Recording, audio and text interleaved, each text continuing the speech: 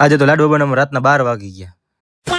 તો good morning અને જય માતાજી બધાને. મારું નામ છે ધવલ અને મેં લઈ લીધું છે daily blog challenge 30 day 30 blogs.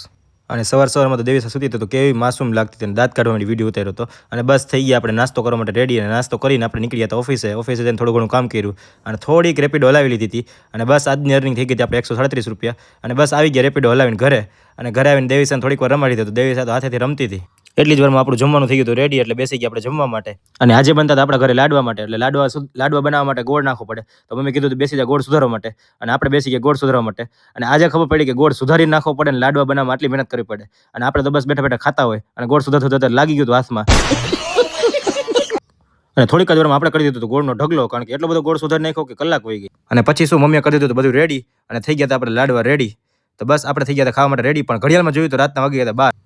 અને ભલે ને રાતના 12 વાગી ગયા, પણ આપણે ડ્યુટી તો કરવી જ પડે. એટલે દેવીસાને છોડવા માટે પણ આપણે નાખવા માંડ્યા હિંચકા. અને આજનો મિની વ્લોગ અહીંયા જ પૂરો કરીએ છીએ. હવે મળીએ છીએ નેક્સ્ટ વ્લોગમાં. Follow for more.